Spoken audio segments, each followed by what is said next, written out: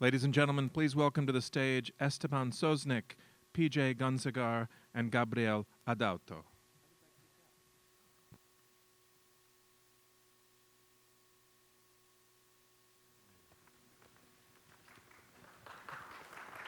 I'll go here.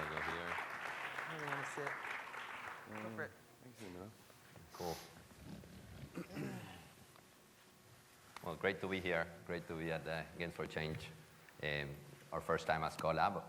Co.lab started in September of last year, so obviously it's our first time here. So let me introduce myself quickly, and then we'll introduce each other, and we'll talk a bit about what we do at Co.lab and where our companies are going to. We have here with me two Cohort 1 companies. So I'm Esteban Sosnik. I'm the head of Co.lab. I'm PJ Gunsagar, co-founder and CEO of Kidaptive. And I'm Gabriel Adauto, co-founder and CTO of Motion Math. Super. So we started Co.lab in September of last year with the vision to help accelerate companies working at the intersection of education and gaming. Looking at the App Store, you see tens of thousands of educational apps, but with various different degrees of quality and not enough data to assess whether they're delivering on their educational promise. So we set up Co.lab in partnership between Zynga.org and the New Schools Venture Fund to help accelerate these companies in both sort of product acceleration with the assumption that an educational game needs to be as engaging as any commercial game. You need them, if you're going to affect educational outcomes, you need to reach a wide audience, and in order to reach a wide audience, you need to be a really engaging application, and as well as educational support. So why don't we start with kind of what we do? On the product side, we match our companies with mentors, primarily from Zynga and also from the EdTech community in general, to help them on the challenges they're going through. So I wanted to first ask you guys, how did you find that experience at Co.lab? What did you work on at Co.lab on the product level? And in general, where are you going with your products? Thanks, Esteban. So for Kidaptive, we had a fairly complicated story that we were trying to weave together. We're in the early learning space, and for us, we have a product that engages kids through a product called LeosPad. We have an assessment platform which takes data in from LeosPad and helps us form a learner model. And then we engage key stakeholders like parents through a product called ParentsPad. So trying to come up with a compelling story and vision around this complicated ecosystem, one, was something we focused on a lot at Co.lab. And two, for us, since we had a live product in the marketplace, LeosPad, for us, trying to figure out the right ways to distribute that product, best practices in marketing, taking advantage of the resources that Zynga has in particular was very valuable for us. Super. Cool. So I think this was one of the strengths of Co.lab is that the different companies that came in were actually at different phases in their production. The way Motion Math was at a point where we had just started thinking a lot more about teachers. We had recently gotten, or actually just at the beginning of Co.lab, got a Gates Foundation grant to create a platform for that creates a dialogue between teachers and app developers. And so kind of looking into teachers, we got a lot of help from Zynga product managers and talking with the other developers in the program about how to tackle a new segment. And it was nice to, although we do user-centered design, to kind of see it through the eyes of other people, especially that are tackling new, different segments all the time. Super. So as I mentioned, the other big area that we try to provide a lot of support on, and we're always trying to make it bigger and stronger, is educational support. Specifically, think about potential educational outcomes that the games produce on its users. So we currently have, actually, it's a new iteration for the second cohort that's currently running, an educator in residence, running school pilots for the games that come through the program. And we put companies in touch with research and really kind of understanding how to designed for the classroom. So I'm curious if for each one of you, if you can tell me a bit about what you've been doing in terms of getting in the case of motion math particularly, getting your games into the formal classroom setting, and in your case, PJ, about the use of data to highlight assessment for the user. Cool. So we started off with one of the big things we did as an app developer. So we have numerous apps, and we collated them all into a single play pack that allows schools to download it rather than separately. Download it as one big download, and also it works with Apple's volume purchasing program better. So we did that, and then we're also kind of the big effort was creating the infrastructure for a teacher dashboard. So we'd be happy to talk at length with other people out there about how they're designing theirs. But that was really cool, is that in the process of doing that, not only are we getting help from Co.lab, but talking with the other companies doing platforms for various purposes about what we're doing. Common challenges. Common challenges, and also connections to teachers. Yeah. So for Kidaptive, we are in the fortunate position with respect to education and resources around education, which we didn't take advantage of at Co.lab because my co-founder is a learning scientist from Stanford. Stanford's a big investor in Kidaptive, and we work very closely with researchers and professors there to actually design the comprehensive curriculum that we're making available to preschoolers. So from that perspective, it's been really great that we can use those resources to build a great product. The challenges, as Esteban mentioned, are really around the data and the assessments that we're providing. Our games are essentially embedded assessments that make up the Leo's Pad product. You can't imagine the amount of data we are receiving from the games that help us inform this learner model that I mentioned earlier. The big challenge we face, and I'm sure many of you read about what happened to InBloom recently, is who is the key shepherd of this data? We believe that it's the parent and the learner who should have sole access to this data. And that is something that as we start to potentially work with schools in the future, that we will have to grapple with. If you think about it, we are creating a learner-centric model, and for learners to really advance more rapidly through a trajectory that they're on, they need to, along with their parents, be more in control with the data that really gives us and helps us define who that learner is. Super.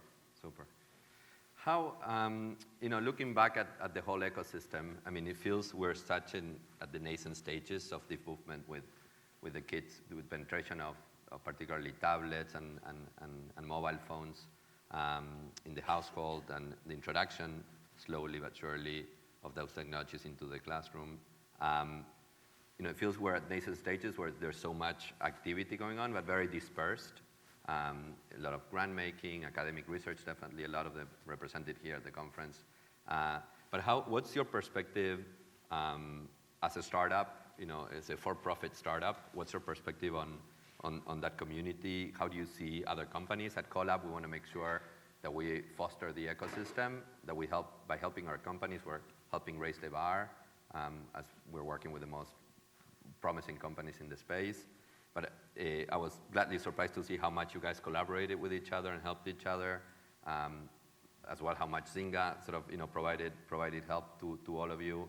So how do you see this kind of collaboration and working with others as a kind of sometimes venture-backed, both of you, and sort of for-profit companies in the space? Well, I look at it as a tremendously exciting, but a very uphill battle that the EdTech community is facing. I think there are two main components to what is actually creating what is a relatively rough terrain for startups like ours to break through.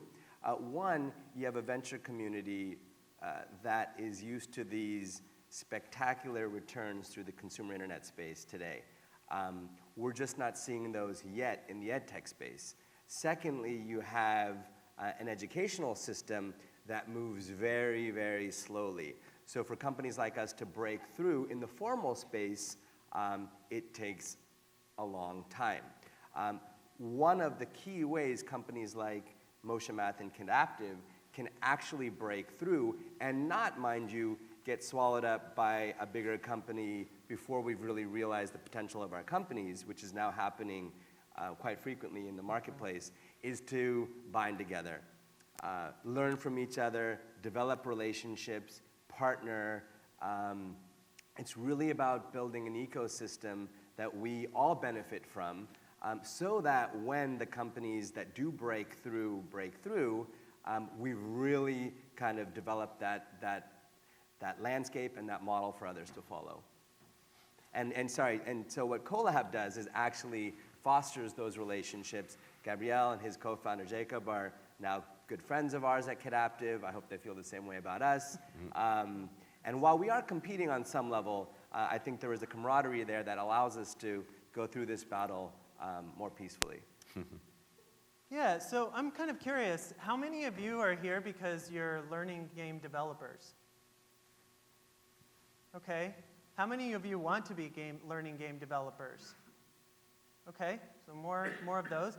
And then how many of you are here because you're interested in like this as a funding, as an opportunity to get funding or to find your way to funding? Okay. Yeah, that's interesting to me, kind of jumping off of what PJ said, which is that there's lots of different ways to make money in this ecosystem.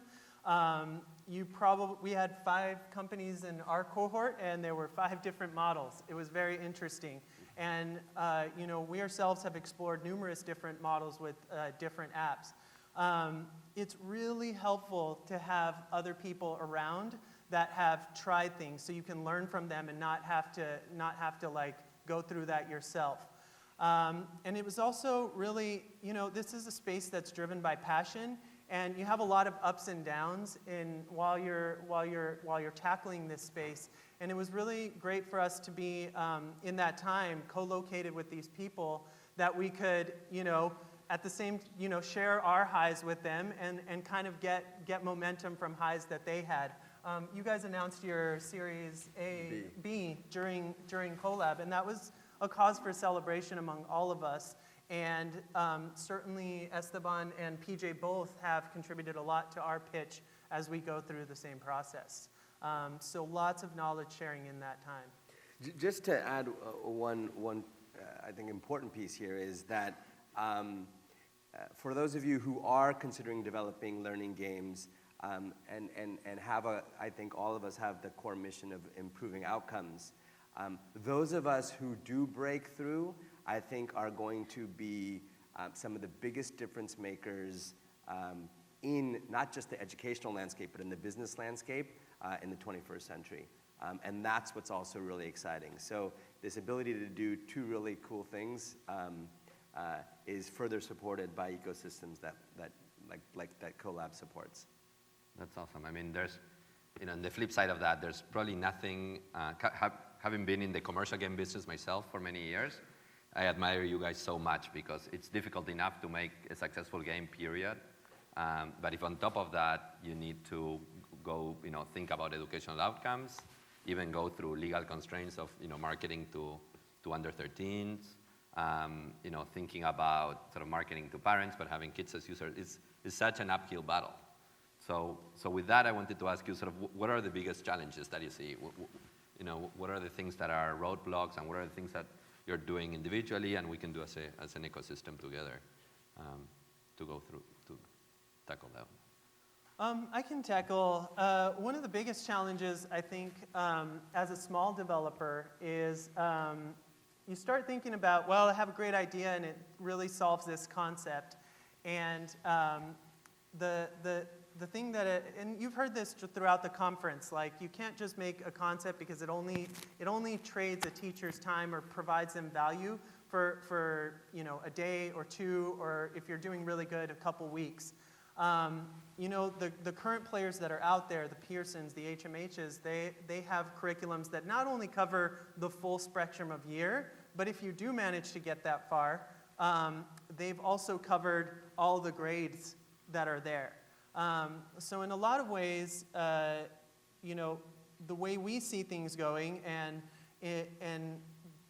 the way the Gates Foundation really saw that we were adding a lot of value to the ecosystem is providing platforms and infrastructure for smaller companies to band together. And this is exactly what PJ is saying as well. Being able to kind of share resources with each other and cover more of the curriculum can make us all succeed more. You know, I would just to perhaps go a little deeper in terms of some challenges we're dealing with today at Kidaptive in the Silicon Valley landscape. And that's just, I think, regardless of the vision and the mission that any of us may have, it ultimately boils down to the team that you pull together. What I have noticed is there are so many great opportunities for engineers today in the US to get these great jobs, great salaries, great equity, that trying to break through with something that's novel, that's new, that's about education, that's about improving outcomes is sometimes difficult to convey when you're recruiting someone who's fresh out of school or a few years of experience, sees WhatsApp get bought for $19 billion and wants to see that happen to them in 4 years. And I think getting that message across from the top down, starting with the government, and I think Secretary Duncan and President Obama have done a good job of putting the spotlight on education and early education in particular. The venture capital community is now, over the last year, really starting to get behind our space. But I look at trying to make sure that all of us build the best teams possible. I get the folks who are at the Googles, the Facebooks, the LinkedIns, to join in this effort to create, I think, next generation of really best-of-breed companies is what I think is important, is a real challenge that we're all going to face. We're facing it today. Super. So you mentioned a lot of technologies. What about from the games industry? Do you find that type of talent to be valuable or reachable? Or? You know, we have shifted direction while engaging kids is a key aspect to our company. I think we've got a really great games team already in place.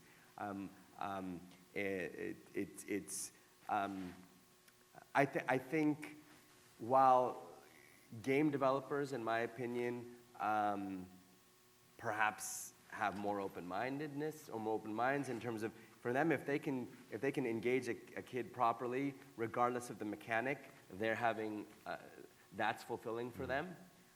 So we don't see a challenge there. I don't know about you, Gabrielle. Yeah, I like the idea of. I mean, certainly we have kind of games in our DNA, so we haven't directly looked for game developers to help us design games, but I think the two places that I can really see game developers contributing is at the small level for new startups that are coming up. A lot of times I've seen some apps on the store that teachers have great ideas and really know how to scaffold, and getting somebody that really has getting a complementary person that really knows games and knows how to and can work with those ideas, and those two compare. I think it offers a lot of opportunities to grow this field and create lots of really valuable experiences for parents and kids around the world. Cool. And teachers as well, of course. So how do you, I mean, it's something, I think, a theme that's been throughout the conference, but how do you balance sort of game engagement with, educational outcomes? How do you measure? I mean, you've done a little bit of research yourselves. Mm-hmm. How do you measure sort of the quality of those outcomes, and how do you balance it with kind of entertainment that's so necessary for these games to engage? Yeah, I think that's the secret sauce of Motion Math that we really put a lot of our design efforts towards. I think it's a subject of much discussion, certainly standing on the shoulders of giants, like very inspired by Jesse Schell's work, Genova Chen, and playing lots of video games is a lot of what we do. And then going to classrooms. I don't know, it's kind of a give and take between fixing game mechanics until you break the learning, and then fixing learning mechanics until you break the fun, and going back and forth with lots of user tests until you get there. I think if you convert your mind to enjoy that process of discovery about it, then it becomes really gratifying when you achieve successes. Super. So, yeah. I would love to answer that question too. Of course, go ahead.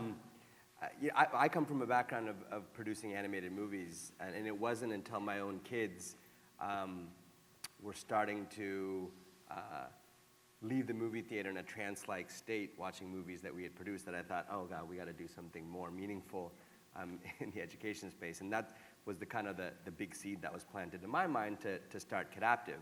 So at the core of everything we do, we believe it's about engagement. The great thing that we've seen is, with all the great technology that's out there today, in particular the tablet, there is an opportunity to create even more compelling, pure educational game experiences that engage learners for longer periods of time than they would otherwise be engaged by a Where's My Water or a pure pure game. And if you the reason why that's possible is because for one, you can optimally engage a learner to keep them on the learner edge based on the kind of adaptive learning technologies that, let's say, we're developing. I think secondly is if you think about that early learners and kids more broadly is they're very curious by nature. For them, the idea of actually progressing and learning and getting questions answered and seeing themselves succeed is far more fulfilling than just playing a simple game. If any of you guys have kids out there, you can see some of the most, most important and critical and most fun moments you might have with your child is when you're actually exploring and discovering things together. And we build that piece, we put that piece at the core of the games that we create, and we don't think of ourselves as an educational game. We are out there trying to get the kids' attention and to create an experience for them that's better than anything else that they will want to choose. I think that's an important piece for any educational game designer out there to think about, that you're very difficult to force feed your content to that kid when they have so many options out there. You should think about trying to outdo them and knowing at the core of it you have an advantage because you're actually helping them learn and they want to learn. Super. I couldn't agree more with that. I'd like people to get more away from, packaging learning stuff as like chocolate-covered broccoli and thinking more about fresh strawberries. Like everybody can agree that fresh strawberries are great. We did the first efficacy study on an iPad app, and although we were excited to find the learning gains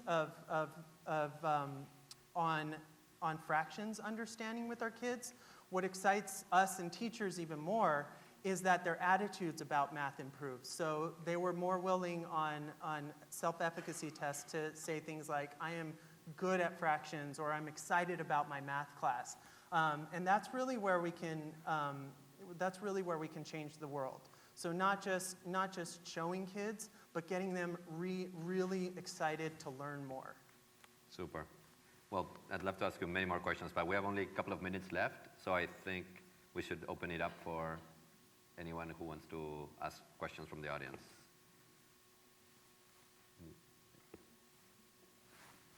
What is your action strategy in terms of where you're talking about many times in venture capital and incubators, accelerators, the metrics is can you get your series A, B, and so forth, and then eventually go public. But as you were saying earlier, that's not really in the EdTech world. That's not really. So what are your metrics of success and what is your exit strategy? Or is there Metrics of success and exit strategy. Yeah. Well, for us, my co-founder and I have been very careful about selecting the investors behind us who, starting with Stanford and Menlo and Formation 8, who all have embraced the vision we have for the company. We're not looking to sell out quickly to a content creator or an educational company and not achieve the kind of improvement in outcomes that we're aiming for. So the key metric for us is really about the outcomes. How many kids can we impact? How many lives can we improve? How many parents and teachers can we engage to support their learners? If we continue to focus on delivering on those metrics, I think the exit will be appropriate for all people involved in terms of the investors, employees, founders, and that may be staying private and continuing to improve outcomes around the world. So we don't really think about it in terms of exit, we think about it in terms of outcomes. I honestly think that's the right thing to think, the right way to think about it. We recently hit break even, and that was a large burden taken off of us, and it allows us to kind of ponder that question more deeply. I think, I don't really feel like we're done yet. I don't feel done at all. And so there's still more mechanics that we need to explore, more games to make, and then the infrastructure around the games that, again, we're sharing through collaborations with the Gates Foundation and other opportunities that come across. So I'm not, I think if you're doing something you love, that's probably not what you're thinking about.